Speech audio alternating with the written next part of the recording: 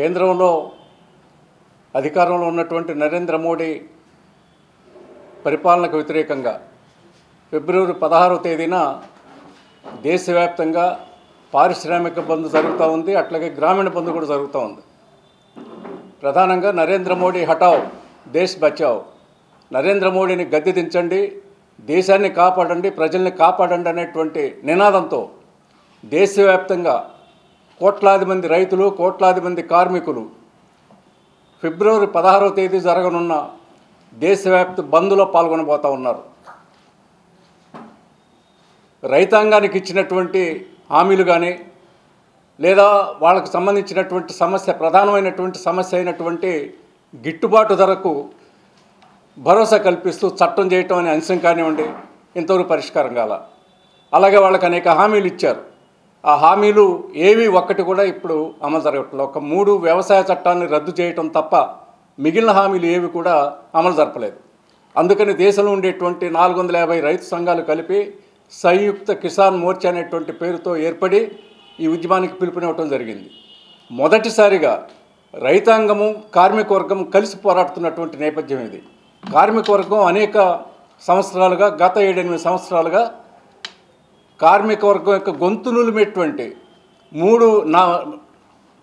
4 కార్మిక కోడ్స్ని తీసుకొచ్చి కార్మికుల యొక్క గొంతు నిలబటానికి ప్రయత్నం చేసింది కేంద్ర ప్రభుత్వం.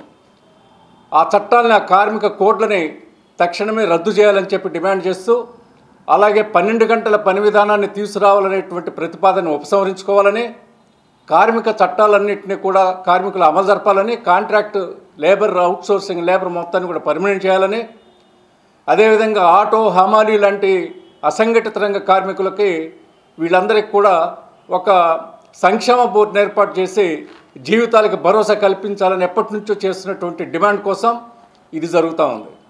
ఈ బంద్లో, పారిశ్రామిక బంద్లో బ్యాంకులు, ఇన్సూరెన్సు, అలాగే అనేక రంగాలు, కోళ్ళు, ఇంకా అనేక రంగాలు, పరిశ్రమలు మొత్తం కూడా, యావత్ పరిశ్రమలు కూడా బంద్ కాబోతూ ఉన్నాయి. సో గ్రామీణ ప్రాంతంలో జరిగేటువంటి బంద్లో కూడా రైతాంగము, అట్లాగే వ్యవసాయ కార్మికులు, కౌలు రైతులు వీళ్ళందరూ కూడా పాల్గొనబోతూ ఉన్నారు.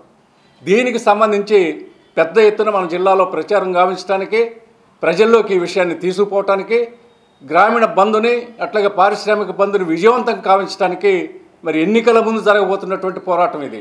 ఎన్నికలు మరి ఏప్రిల్లోనూ, మేలోనూ జరగబోతూ ఉన్నాయి. ఫిబ్రవరిలో ఈ నెల 16వ తేదీని జరగబోతూ ఉంది. అంటే ఈ గత 4.5 సంవత్సరాలు, 5 సంవత్సరాల నుంచి చేస్తున్నటువంటి పోరాటాలు ఏమాత్రం కూడా నరేంద్ర మోడీని మరి తల దించలేకపోయినాయి. ఈ పోరాటాలన్నింటినీ కూడా నిర్లక్ష్యం చేయడం జరుగుతూ ఉంది. కార్మికుల సమస్యలు కానీ, రైతుల సమస్యలు కానీ పరిష్కారం చేయట్లా.